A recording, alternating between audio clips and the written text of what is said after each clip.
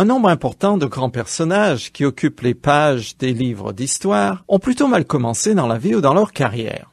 Soit ils connurent tout d'abord des défaites cinglantes sur le champ de bataille, soit ils subirent une déroute électorale, soit ils étaient maladifs, ou se trouvaient dans une autre situation fort difficile. De ce nombre est David, qui est cependant considéré comme le plus grand roi qu'Israël ait connu. Son histoire nous est racontée dans le premier livre de Samuel.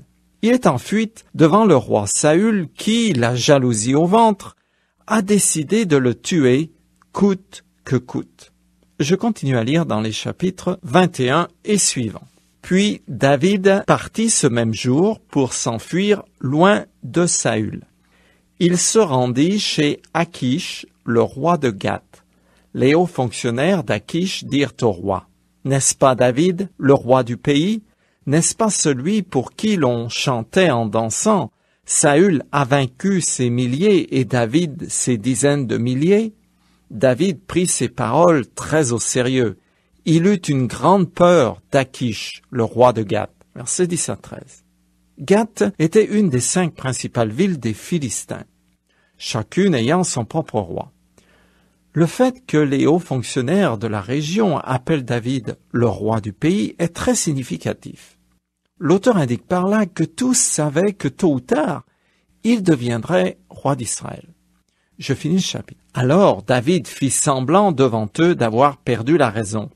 Il se comportait de manière extravagante et faisait des marques sur les battants des portes et laissait la bave couler sur sa barbe.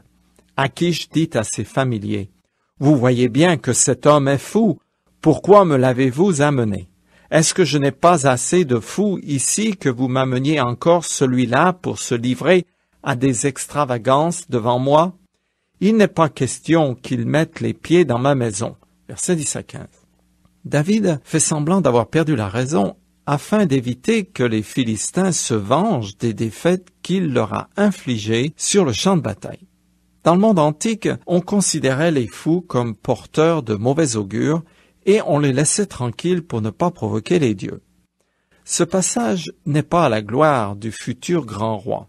Sa panique devant Saül et sa fuite chez ses ennemis indiquent qu'il n'avait pas vraiment confiance en l'Éternel. C'étaient les circonstances et non sa foi qui dictaient sa conduite. À première vue, il s'est montré particulièrement imprudent de se réfugier dans la ville de Gath. Mais cela n'est pas aussi évident qu'il paraisse, car plus loin, le texte indique clairement que Achish, le roi philistin, avait beaucoup d'estime pour David sans qu'on sache exactement pourquoi. Cela peut expliquer la raison pour laquelle David s'est réfugié chez lui. Ensuite, les choses ont mal tourné à cause des hauts fonctionnaires qui ne partageaient pas le point de vue de leur maître. Et nous voici maintenant rendus au chapitre 22, qui marque le début de cette période d'environ 10 ans, pendant laquelle David se cache dans les cavernes et autres antres de la terre. Durant toutes ces années, il est traqué comme une bête sauvage et doit sans cesse fuir d'un endroit à un autre. Le texte sacré ne nous dit pas pourquoi Dieu a permis à cette situation de se prolonger aussi longtemps. Je commence à lire ce chapitre. Là-dessus, David quitta la ville de Gath et alla se réfugier dans la grotte d'Adoulam. Lorsque ses frères et tous les membres de sa famille l'apprirent, ils allèrent l'y rejoindre.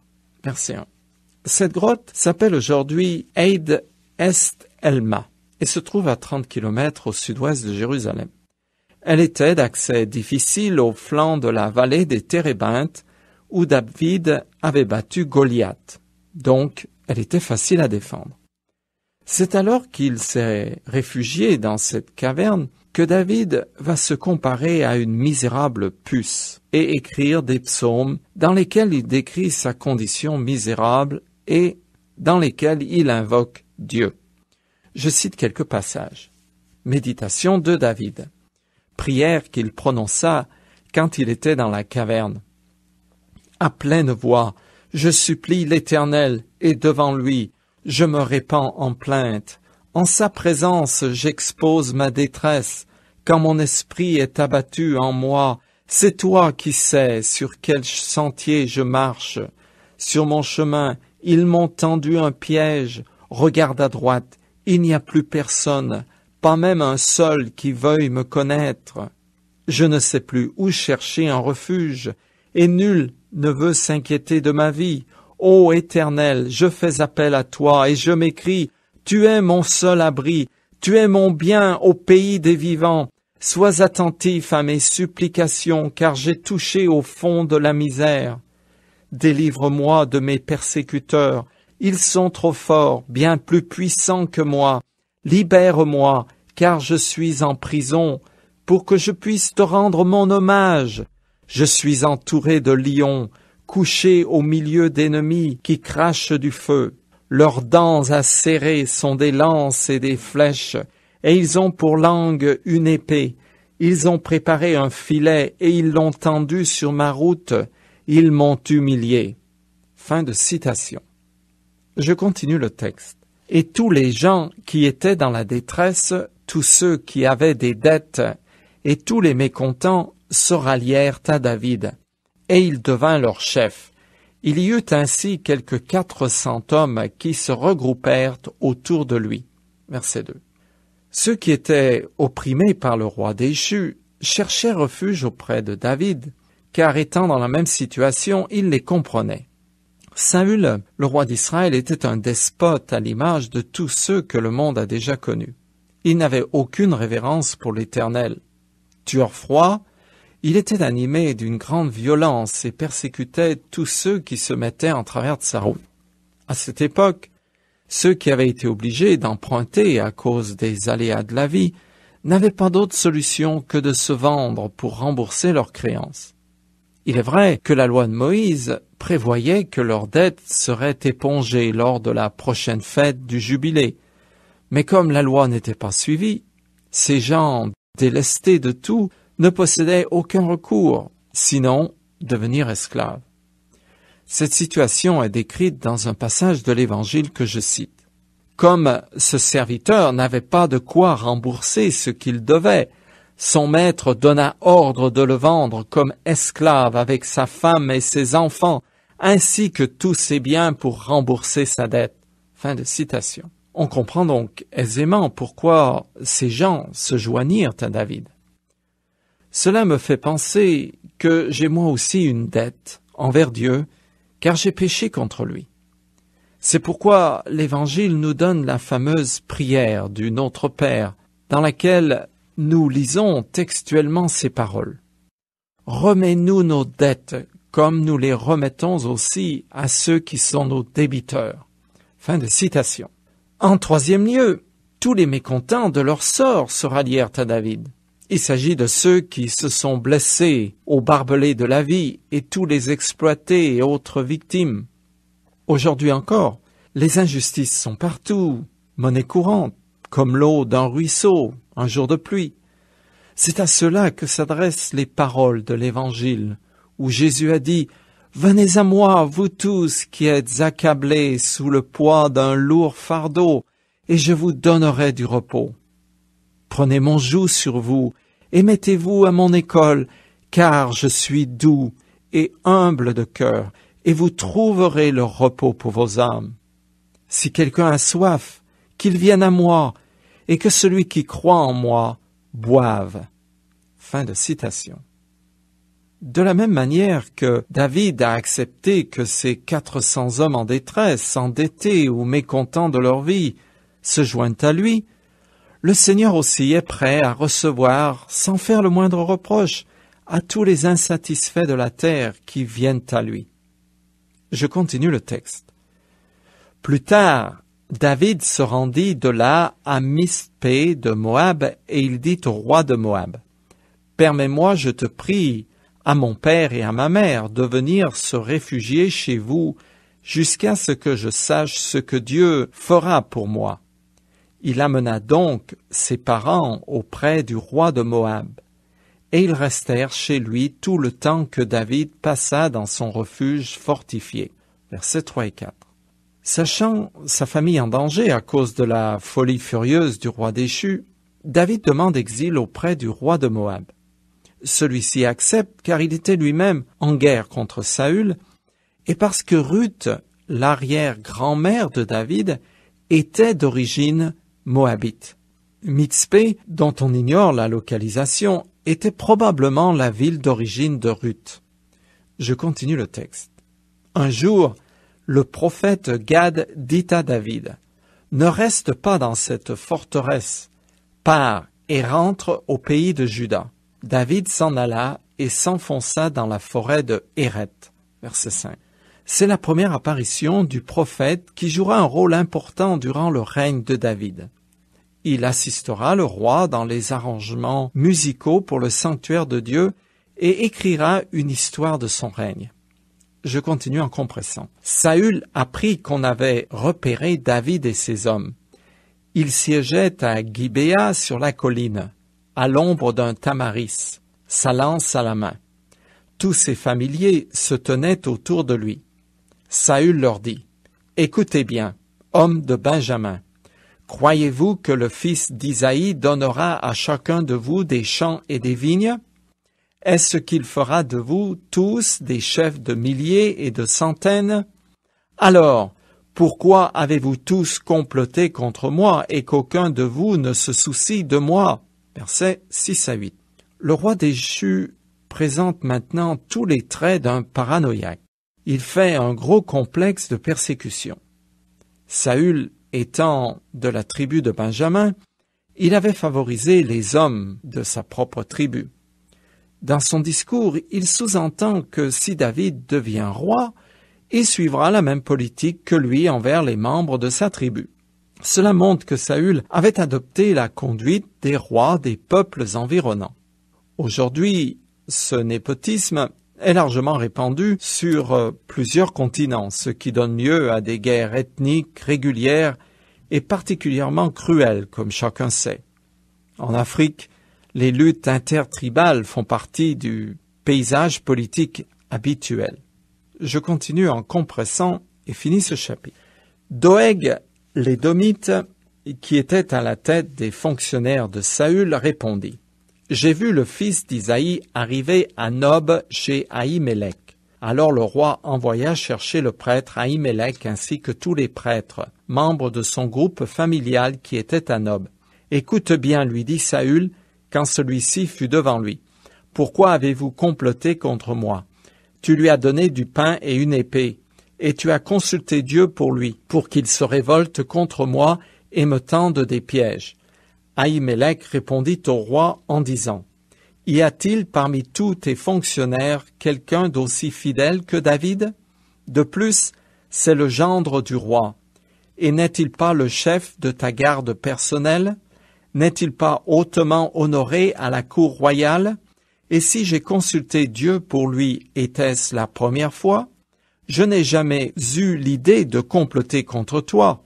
Que le roi ne mette pas sur mon compte, ni sur celui d'aucun membre de mon groupe familial une telle chose, car ton serviteur ignorait absolument tout de cette affaire. » Le roi dit, « Ahimelech, tu mourras, toi et tout ton groupe familial, c'est décidé. » Puis il ordonna à ses gardes qui se tenaient près de lui, « Allez, mettez à mort ces prêtres de l'Éternel, parce que eux aussi ont soutenu David. » Mais les gardes refusèrent de porter la main sur les prêtres de l'Éternel. Alors le roi ordonna à Doeg, « Vas-y, toi, exécute ces prêtres. » Doeg, l'Édomite, s'avança et ce fut lui qui tua les prêtres. Saül fit aussi massacrer par l'épée les autres habitants de Nob, la ville des prêtres. Un fils d'Ahimelech, nommé Abiathar, réussit cependant à s'échapper et il s'enfuit auprès de David. Il lui annonça que Saül avait fait tuer les prêtres de l'Éternel. David s'exclama, « Je m'étais bien douté, l'autre jour que Doeg, l'Édomite, qui était aussi à Nob, ne manquerait pas d'informer Saül de tout ce qui s'est passé. C'est donc moi qui suis la cause de la mort de toutes les personnes de ton groupe familial. Maintenant, reste avec moi et ne crains rien.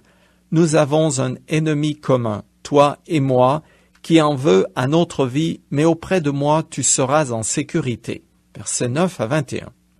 Cet acte sanguinaire montre la cruauté et l'injustice de Saül. qui commet là un crime épouvantable. Parce qu'il est édomite, Doeg se moque bien des prêtres israélites, et c'est avec le plus grand plaisir qu'il les élimine tous, ainsi que leurs familles et leurs troupeaux. Cette exécution accomplit, en partie, la prédiction divine sur la famille du grand prêtre Élie. Ce dernier a encouru le jugement divin pour ne pas avoir corrigé ses fils qui, en tant que prêtres, commettaient des actions abominables dans le sanctuaire de l'Éternel. Ceci dit, c'est le mensonge de David qui a fait que les prêtres ne se sont pas méfiés de Saül et qu'ils ont été lâchement assassinés. L'amertume du roi déchu envers David gagnait petit à petit tout le royaume, comme le texte va le montrer. Un passage du Nouveau Testament me met en garde contre ce poison générateur de violence. Je le cite. « Veillez à ce que personne ne passe à côté de la grâce de Dieu, qu'aucune racine d'amertume ne pousse et ne cause du trouble en empoisonnant plusieurs d'entre vous. » Fin de citation. Le massacre perpétué par Saül a heureusement épargné Abiathar, un des fils du grand prêtre assassiné. Il a réussi à s'échapper et à emporter avec lui l'éphod, l'habit de cérémonie contenant l'Urim et le Thummim qui servait à consulter l'Éternel. Il deviendra le grand prêtre sous le règne de David et restera en fonction jusqu'à ce que Salomon le destitue à cause de sa participation à une rébellion contre lui. Nous voici arrivés au chapitre 23 qui continue l'histoire de David, toujours en fuite. Je commence à lire. On vint prévenir David que les Philistins avaient attaqué la ville de Keïla et qu'ils pillaient les céréales sur les aires. David consulta l'Éternel pour savoir s'il devait attaquer les Philistins et s'il les vaincrait. L'Éternel lui répondit, « Va, tu battras les Philistins et tu délivreras Keïla. » Mais les hommes de David répondirent, « Déjà ici, dans le territoire de Juda, nous vivons constamment dans la crainte. Qu'est-ce que ce sera si nous allons à Keïla nous battre contre les bataillons des Philistins? » David consulta une nouvelle fois l'Éternel qui lui répondit, « Mets-toi en route, va à Keïla, car je te donne la victoire sur les Philistins. » David marcha donc avec ses hommes sur Keïla et ils attaquèrent les Philistins. Ils s'emparèrent de leurs troupeaux et leur infligèrent une lourde défaite. Ainsi David délivra les habitants de Keïla. Il faut dire quand Abiathar, fils d'Ahimelech, s'était enfui auprès de David à Keïla, il avait emporté avec lui l'éphod servant à consulter l'Éternel. Versets 1 à 6. Keïla est une ville de Juda proche des Philistins, à 25 km au sud-ouest de Bethléem et à 5 km de la grotte d'Adullam. Malgré sa situation précaire, David est prêt, avec l'accord de l'Éternel, à défendre ses compatriotes contre les Philistins qui pillaient les réserves des Israélites. On comprend l'hésitation de ces hommes à partir en campagne contre une force supérieure, alors qu'ils doivent déjà être constamment sur le qui-vive.